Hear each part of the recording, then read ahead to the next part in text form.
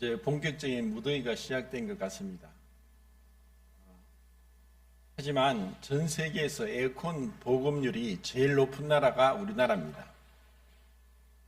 비록 덥더라도 우리나라 같이 에어컨이 곳곳에 있는 나라는 없습니다. 그리고 유럽 사람들이 유럽은 이제 에어컨 보급률이 20%인데 한국 여행을 갈 때 꼭 여름에는 가디건을 챙기라고 자기들끼리 얘기한답니다.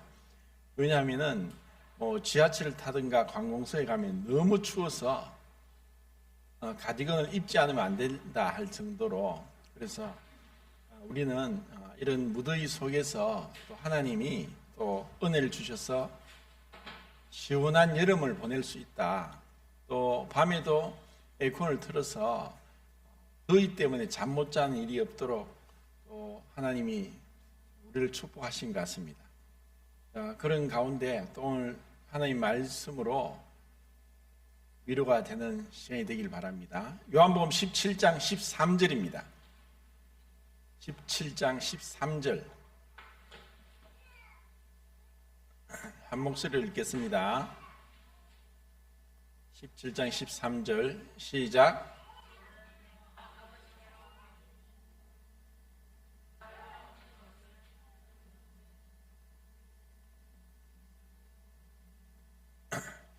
이 말씀을 가지고 충만한 기쁨이라는 제목으로 교절하겠습니다. 사실 그 기쁨에 대해서 제가 몇 번 교절한 것 같은데 이 15장, 16장에도 이 말씀이 나옵니다. 15장 11절도 한번 읽어볼까요? 15장 11절 시작.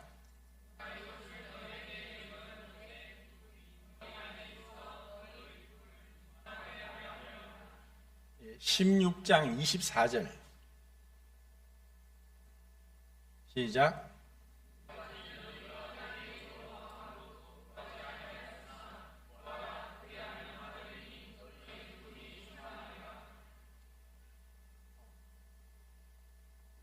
예수님이 계속 이제 같은 말씀을 하시는데 또 사람은 또 같은 것이 반복되면은 귀함을 모를 수 있어요.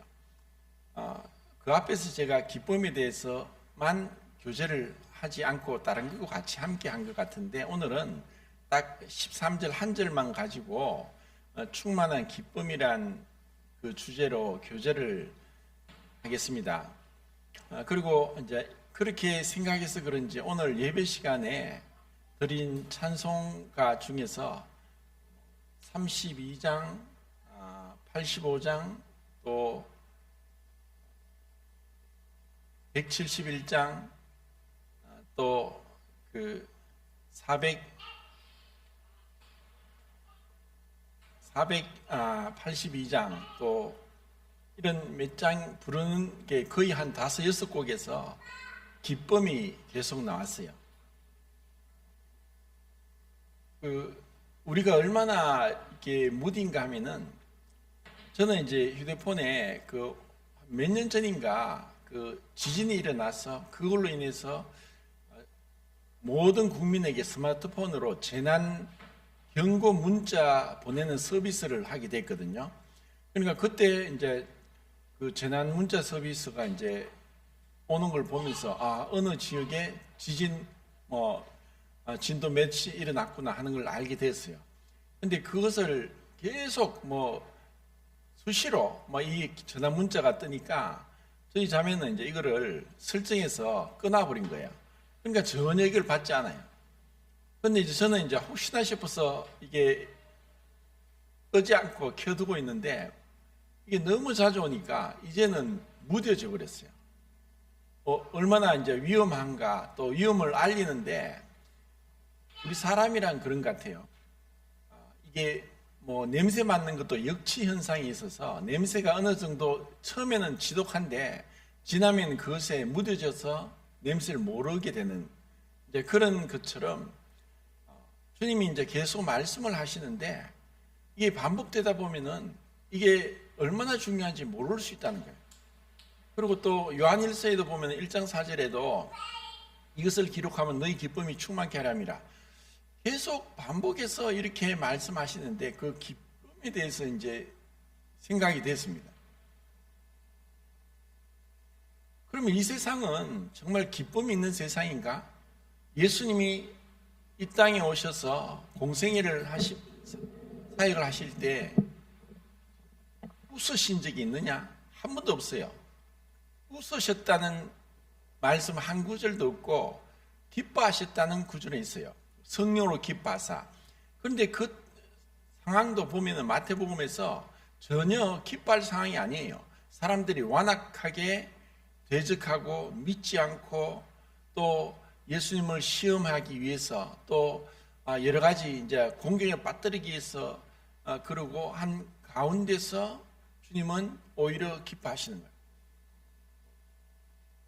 예수님이 지금 우리에게 기쁨을 주기를 원하신다. 우리가 기쁨이 충만케 되기를 원한다.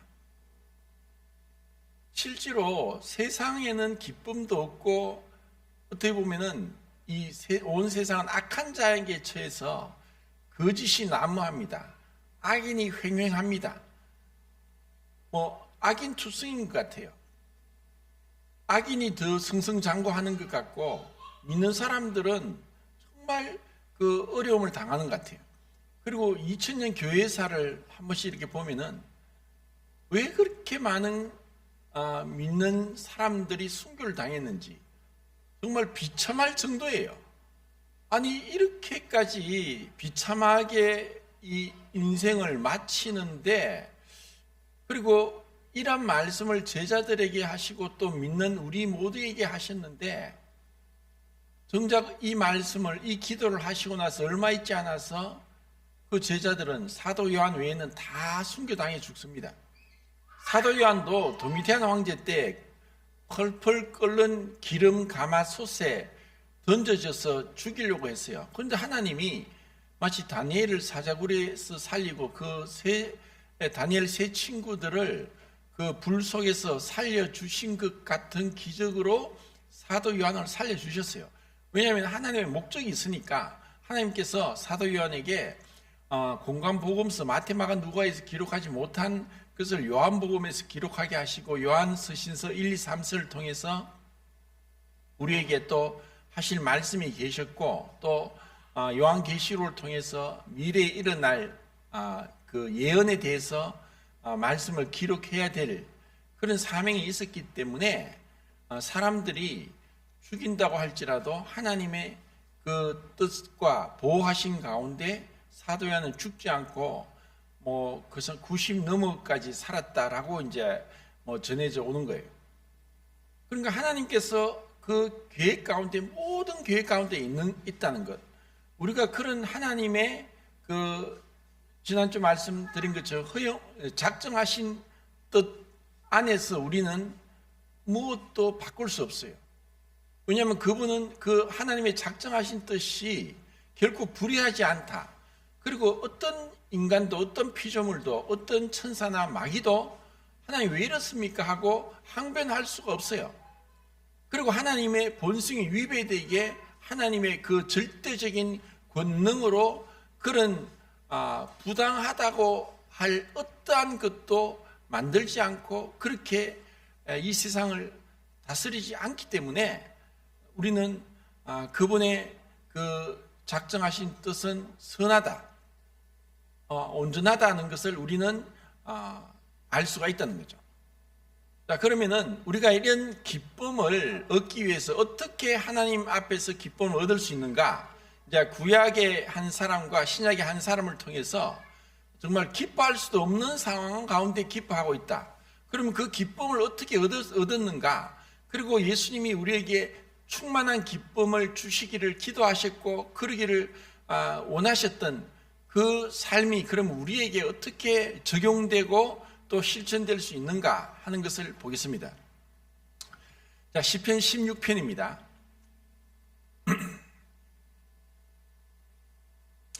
시편 16편이 이제 11절까지 있는데 좀 길지만 같이 시편 16편을 읽고 교제하겠습니다. 한 목소리로 읽겠습니다. 시작.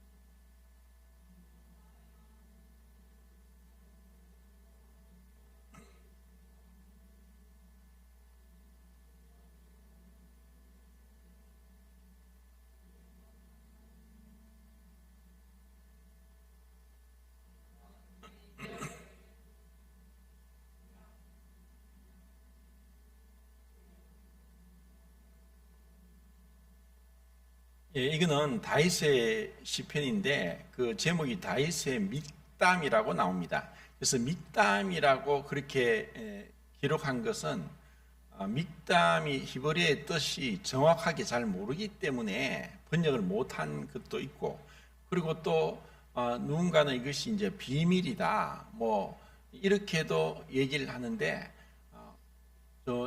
분명하게 이 시편 16편에서 다윗이 처한 상황은 죽음입니다. 언제 죽을지 모르는 위험한 가운데 하나님께 그 피할 길을 달라고, 나를 도와주셔서 구원해 달라고 하는 그런 기도를 하고 있습니다. 그리고 그런 죽음에 처한 가운데서의 확신, 어떤 하나님 앞에서의 구원에 대한 확신, 그리고 하나님께서 나를 지켜주실 것이라는 것, 그리고 구약 성경 가운데 어쩌면 가장 유일하게 그리고 문자적으로 부활에 대해서 가장 분명하게 기록한 말씀이 16편 10절입니다. 이것을 사도행전 2장 25절에서 베드로가 오순절날 설교 때 이 말씀을 인용했습니다. 그래서 그 말씀에는 다윗이 기록하기를 주의 거룩한 자로 석음을 당하지 않게 하시고 주의 기름 부음 받은 자로 수월에 들어가지 않게, 죽음에 들어가지 않게 하실 것이다는 말씀을 이제 인용하면서 다윗은 이렇게 기도했지만 무덤이 우리 가운데 있다. 그렇지만 예수님은 다시 살아나셨다. 그래서 이 다윗의 시에 나온 이 말씀은 예수님의 부활에 대한 명확한 말씀이다고 이제 인용을 하는 거예요. 그래서 주의 거룩한 자로 썩음을 당하지 않게 하실 것이라고 하면서 예수님이 비록 날짜 수대로 3일을 계셨지만 그분의 몸은 하나님께서 보호하셔서 썩지 않게 하셨습니다. 그리고 그 3일간을 통해서 부활의 몸을 입어서 부활의 죽은 자 가운데서 부활의 첫 열매가 되심으로 우리가 예수님을 믿고 예수님처럼 부활의 몸을 입게 된다. 그리고 그 부활의 몸은 다시는 죽지 않고 늙지 않고 병들지 않고 고통이 없는 영원한 생명 가운데서 영원한 기쁨을 누리게 될 것을 이제 노래하고 있다는 것입니다. 이것이 다윗이 노래한 것이고, 그리고 이러한 가운데 다윗은 주의 앞에는 충만한 기쁨이 있고 주의 우편에는 영원한 즐거움이 있다. 자, 지금 다윗은 언제 죽을지 모르는 이 시편이 마치 사울에게 쫓겨다니면서 죽을 고비를 넘김에 광야에서 굴러서 도망 다닐 때에 이 시편을 기록했을 거예요. 그런데 다윗은 믿음으로 주님을 바라본 거예요. 그리고 주님 안에 있는 놀라운 이 구원의 안전에 대해서, 보장에 대해서, 그리고 생명의 길에 대해서, 그리고 그 길은 단순히 다윗에게 그 구원의 안전과 보장 가운데, 생명의 길 가운데 방만하게 자유방임적으로 살도록 한 것이 아니라 주의 말씀으로 교훈하시고 일깨워 주시고 훈계하시고 그 양심으로 깨닫게 하시면서 그 말씀 앞에 깨어있게 하는 그러한 삶, 그러한 삶이 이제 죽음까지도 두려워하지 않게 되고, 비록 그것이 예수님에 대한 메시아 시편으로 예언적인 시를 기록했지만 다윗이 이후에 예수 그리스도의 부활 이후에 자신도 주님이 석음을 당치 않게 된 것처럼 자기도 부활할 것에 대한 소망을 품었다는 거예요. 문자적으로는 그 상황 속에서 죽을 운명인데도 자기를 죽이지 않고 살려주실 것에 대한, 마치 상징적으로 부활과 같은 그러한 모습으로 주님이 보호하실 것에 대한 기쁨이 있었던 거예요. 그래서 이 기쁨을 충만한 기쁨이다, 영원한 즐거움이다 라고 다윗이 고백을 하는 거예요. 이것은 주님 오시기 전 그 율법 시대 아래에 있으면서도 다윗이 하나님 마음에 합한 자로서 또 하나님과 동행하면서 하나님의 말씀 앞에 있으며 그리고 늘 그분을 하나님을 자기 앞에 모시며 하나님 앞에서 호람데오라고 하죠.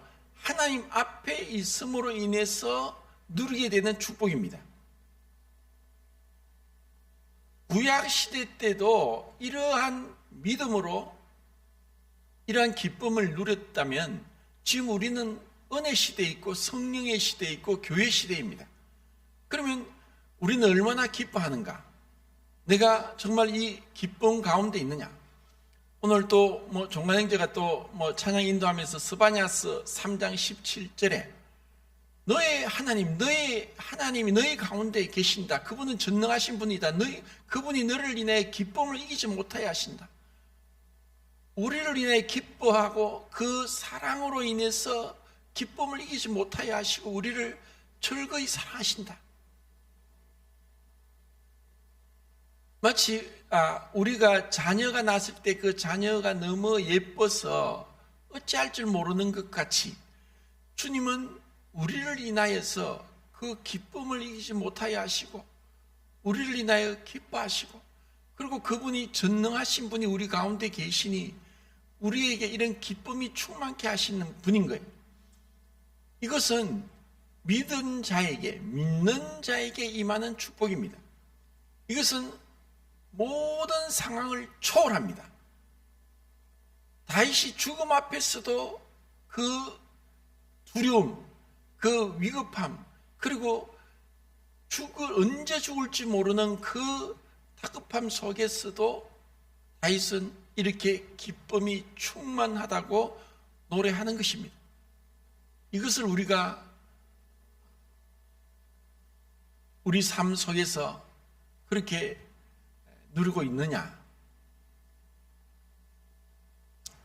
사도행전 16장에 보면은 그 빌보 간수도 감옥 문이 열리면서 사실 그 빌보 간수가 구원받게 된 것도 바울과 실라가 복음을 전하다가 정말 아무 연고 없이 두들겨 맞고 감옥에 들어갔고 발이 착고에 차이고 그 통증이 어느 정도 가실 때쯤 되니까 그때가 밤중이었어요. 한밤중이었으니까 잠을 자야 되는데 근데 그 상황은 죽을 정도로 괴로운 거예요.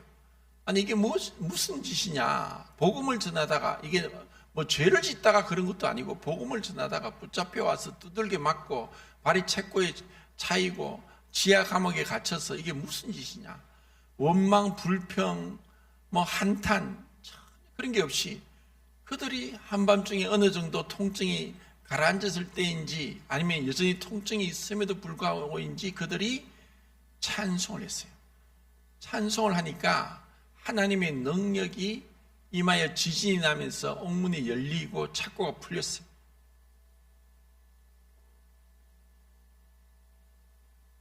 하나님이 그러면 왜 그때까지 그 전에 능력을 베푸셔서 바울과 실라가 두들겨 맞기 전에 그 바울을 두들겨 패는 사람을 죽이지 않았느냐? 하나님 바울과 실라가 고통 당하는 걸 즐기십니까? 하나님 왜 이렇게 잔인하십니까? 하나님 전능자 아니십니까? 하나님 우리가 복음을 전하지 않습니까? 그런데 왜 우리가 이런 고통을 당해야 됩니까? 하고 하나님께 하소연하지도 않고 불평도 하지 않았어요. 우리는 그 흘러가는 시대의 흐름을 바꿀 수도 없어요. 하나님이 그것을 바꾸는 게 아니라 우리의 중심을 바꾸는 거예요. 세상 사람은 정치를 바꾸고 개혁하려고 하고 우리 인간의 힘으로 바꾸려고 하지만 하나님은 우리의 중심을 바꾸는 거예요. 그 고통 가운데서 기쁨을 주신 거예요. 기쁨을 이기지 못하니까 찬송을 한 거예요. 그러자 기적이 일어난 거예요. 우리가 주님을 믿는다는 것이 무엇인지를 이 다윗이 그렇게 고백했다면은 이제 신약에서도 이제 바울을 통해서 보겠는데 빌립보서입니다. 빌립보서는 아니, 옥중서신이죠. 옥중서신이라고 해서 감옥에서 편지를 썼어요. 감옥에서 편지를 썼는데 에베소서, 빌립보서, 골로새서 그리고 빌레몬서가 옥중서신입니다. 그런데 그 서신서 중에서 빌립보서는 상당히 특별한 서신이죠. 그 빌립이 원래 필립이고 그리고 그 알렉산더의 아버지 이름이죠. 그 빌립보는 마게도나의 첫 성이고 그곳에서 바울이 복음을 전하러 갔는데 유대인 회당이 없었어요. 유대인 회당이 먼저는 유대인 회당에 가야 되는데 그것은 그 빌립보에 있는 유대인 남자 10명이 없었다는 거예요. 그러면서 바울이 무엇을 찾았느냐? 기도할 곳이 있는가 하고 찾기 시작하다 강가에서 여자들이 있는 걸 본 거예요. 그래서 그들에게 가서 복음을 전했는데 그 중에 하나가 루디아고 자주장사라고 한 것은 그 당시에 자주장사라는 것은 굉장한 부자예요. 우리도 옛날에 보면 포목종 하는 사람 부자였다라고 하는데 요즘은 그 화학적으로 염료를 만들어서 염색을 하지만 이 당시에는 염색하기 위한 방법은 한 두 가지가 있었어요. 꽃잎을 채취해서 천연 염색을 하든가 아니면은 벌레들, 뭐 연지벌레나 이런 어떤 벌레들이 여러 가지가 있는데 그 벌레들 색깔마다 잡아서 수많은 벌레를 잡아서 그것을 통해서 염료를 만들어서 옷감에 염색하는 거예요.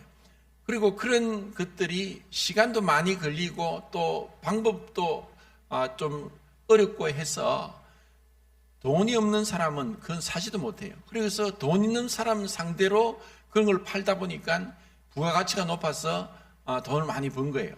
그리고 그 하나님은 루디아의 마음을 열어서 복음을 깨닫게 하고 그래서 빌립보 교회가 시작된 거예요. 그리고 그 빌립보 교회에 이제 바울이 로마 감옥에 있으면서 빌립보에 편지를 쓴 거예요.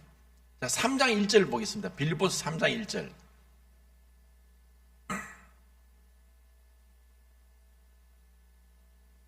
시작.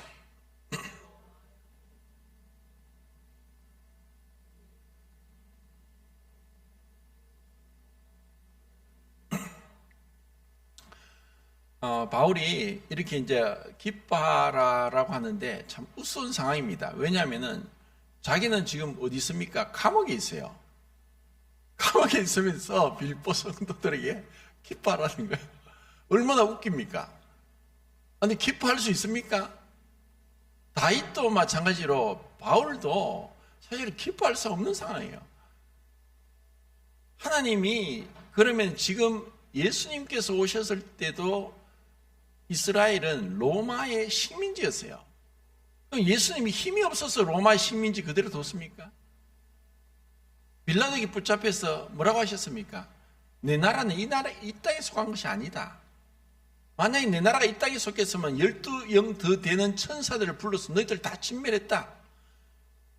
그분의 말씀 한마디로 그들은 순식간에 진멸될 거예요. 마치 오늘날 군대가 로마 군인이 아무리 강하다 하더라도 탱크 하나만 있으면 그들 쑥대밭을 만들 수 있어요. 그러면 예수님은, 하나님은 로마 군대보다 힘이 없어서 그렇게 예수님이 붙잡혔습니까? 예수님이 능력이 없어서 바울이 감옥에 갇히도록 가만히 방관하시고 그냥 내버려 뒀습니까? 예수님이 바울을 사용해서 로마 식민지에서 벗어나게 해서 이스라엘을 독립하도록 했습니까? 전혀 그런 게 아니에요. 그런데 놀랍게도 이제 빌립보서 4장 4절을 보겠습니다. 4장 4절. 시작.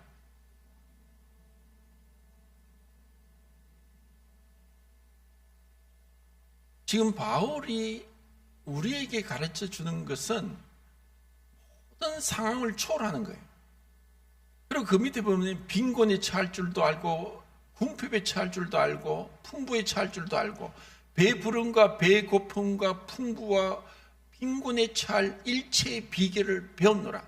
내게 능력 주신 자 안에서 내가 모든 것을 할 수 있느니라. 어떻게 보면 정말 정신 나간 사람 같아요.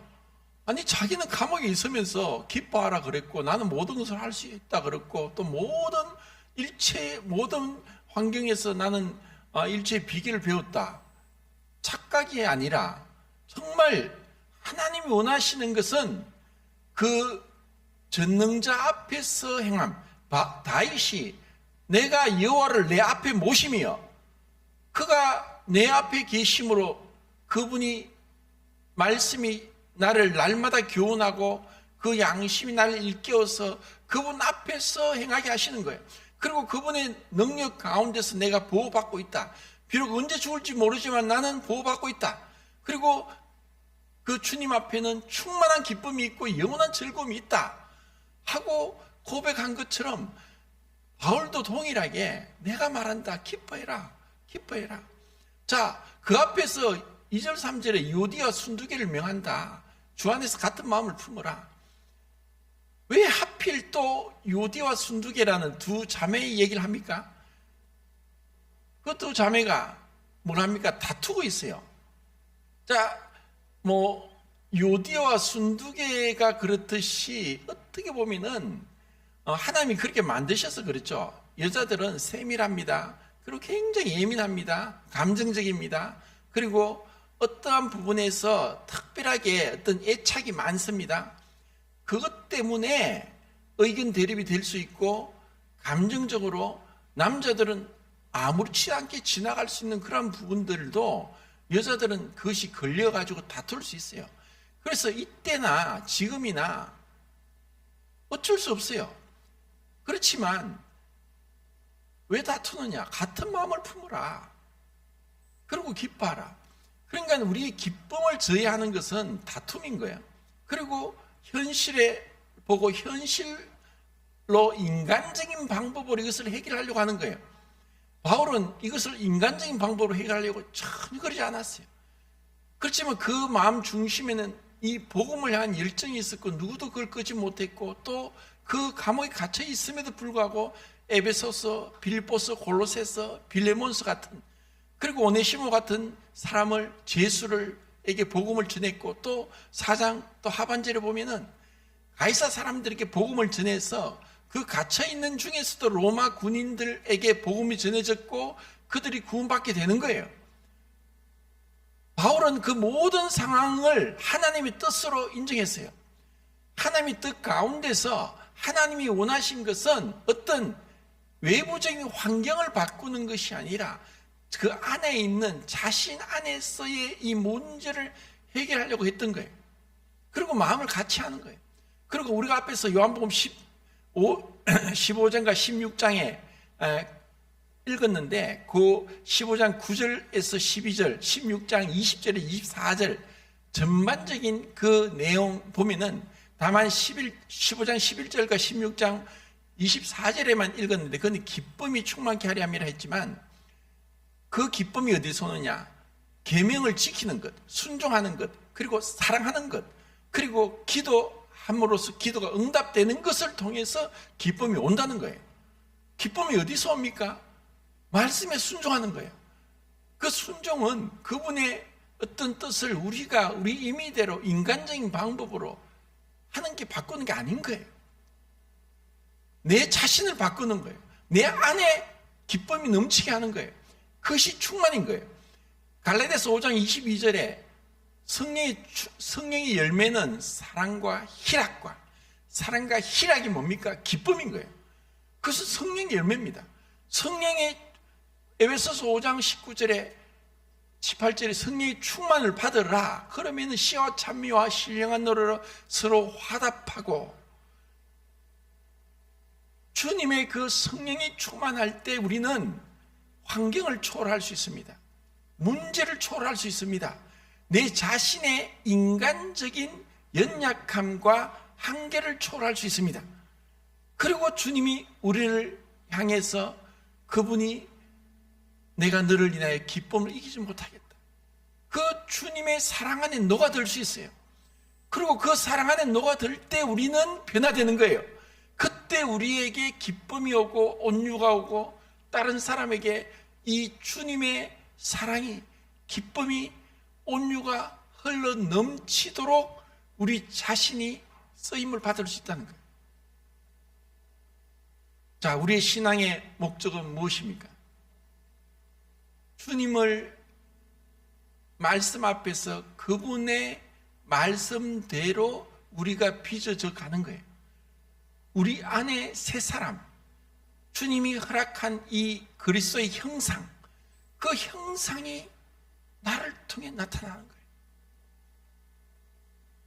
그런데 이것이 어떻게 방해되느냐?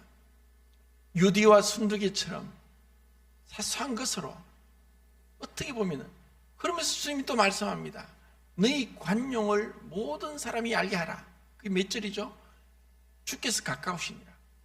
관용이 뭡니까? 너그러움, 포용력. 자, 우리가 시야를 넓게 원시치 못하고, 베드로가 그랬죠. 원시치 못하고 멀리 바라보면은 우리는 관대해질 수 있어요. 왜? 이제 주님이 오시니까 모든 게 리셋돼요. 모든 더러운 것, 거짓된 것, 불의한 것, 온갖 악한 것들은 주님이 다스리는 거예요. 주님이 회복시키는 거예요. 우리가 바꾸는 게 아니라는 거예요.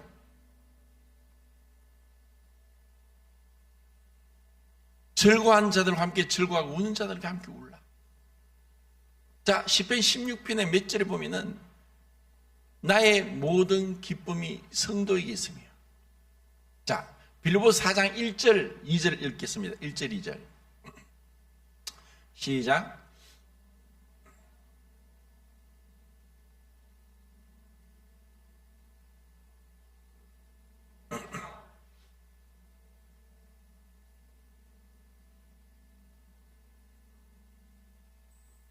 자, 다윗도 시편 16편에서 3절인가 보면은 나의 모든 기쁨이 성도에게 있다.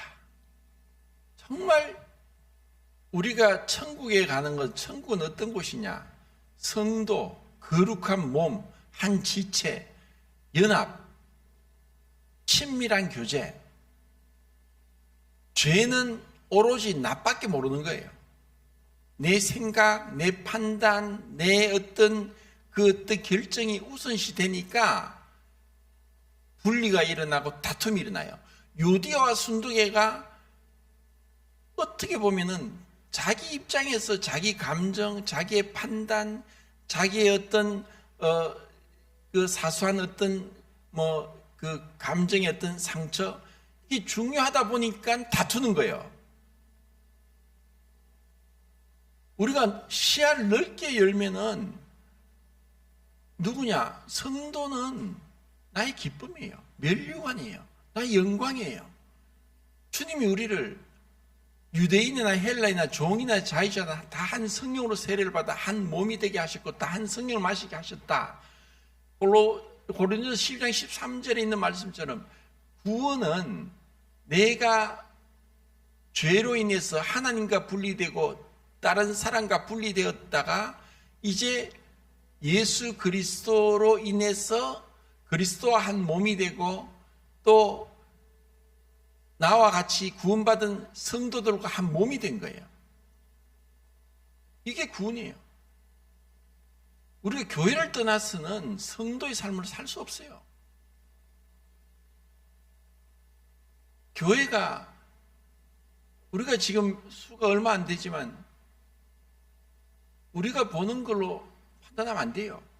전에 박준영 형제님이 늘 그렇게 말씀하셨어요. 교파교회 1000명이 모이는데 그게 구원받은 사람이 50명이 되겠나? 근데 우리는 100명 모이면 100명 거의 다 구원받았다. 그러면 어느 교회가 크냐? 자, 늘 이렇게 말씀하시죠.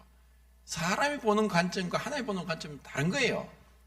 그리고 성도는 연약하고 불완전하고 또 치명적인 약점이 있어요. 그들이 그럼에도 불구하고 바울은 나의 영광이요 나의 멸류관이다. 나의 기쁨이라고 하지 않습니까?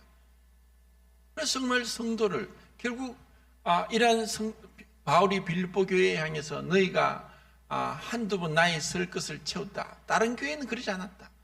빌립보 교회는 바울에게 이런 그 성경금을 보냈어요. 그래서 누가 그런 얘기를 했어요. 거지를 돕는 줄 알았는데 왕자를 도왔다. 이웃을 구제하는 줄 알았지만 이웃에게 향한 그 향기가 하늘에까지 올라갔다. 지금 빌립보에서 그렇게 얘기하는 거예요. 빌립보 교회들이 바울에게 보낸 것은 하나님이 받으실 만한 향기로운 제물이다. 우리가 행하는 모든 것은 하나님께 행하는 거예요. 내 형 중에 지극히 작은 자에게 한 것이 곧 내게 한 것이다. 우리가 지금 누구를 섬깁니까? 주님을 섬겨요. 그래서 성도는 존귀한 자예요. 그리고 성도와의 연합이 얼마나 중요한지 서로 사랑해라. 내가 너희를 사랑한 것이 너희도 서로 사랑해라. 그리하면 너희 기쁨이 충만할 것이다. 그리고 내 이름으로 구하라. 그러면 너희 기쁨이 충만할 것이다. 이것을 주님이 우리에게 약속한 거예요. 그래서 우리의 기쁨은 말씀에 순종하는 것이고 그분을 그 앞에 모시는 것이고 그리고 사랑하는 것이고 그리고 기도해서 기도 응답받는 것이고 그리고 그것은 다윗도 부활에 대해서 예언하면서 기쁨을 얘기한 것처럼 빌립보서 3장 21절 말씀은 20절은 우리의 시민권은 하늘에 있다. 그러므로 그리스도께서 우리의 이 낮은 몸을 자신의 몸과 같이 신령한 몸으로 변화시킬 것이다 라고 하는 부활에 대한 소망이 있어요. 우리는 최종적으로 주님이 오실 때 부활의 몸을 입게 돼요. 더 이상 늙지도 않고 죽지도 않고 병들지 않고 고통도 없고 그런 부활의 몸을 입고 영생을 살게 돼요. 자, 그러니까 우리가 관용할 수 있어요. 오래 참을 수 있고 온유할 수 있고 또 관대할 수 있고 포용력이 있을 수 있고 다투지 않을 수 있고 사랑할 수 있고 용서할 수 있고 그리고 존중할 수 있고 그리고 정말 이 말씀대로 이 물질에 있어서도 주님이 기뻐하시는 것은 믿음이고 이 구제를 통해 헌신하는 물질이에요. 믿음이 없이는 기쁘게 할 수 없고 또 우리가 구제하는 것도 믿음으로 하는 거예요. 주님이 이러한 것을 통해서 우리에게 그 하늘의 기쁨, 주님의 기쁨, 이 세상이 감당치 못할, 이 세상은 알 수도 없는, 그리고 그 영원한 기쁨, 그리고 그 기쁨 안에서 충만하게 주님으로 즐거워할 수 있는 이러한 복된 삶을 그리스도 안에서 허락하셨다는 거예요. 주님, 우리에게 베푸신 은혜가 얼마나 놀랍고 얼마나 큽니까? 이런 기쁨을 충만하게 누리시기를 바랍니다.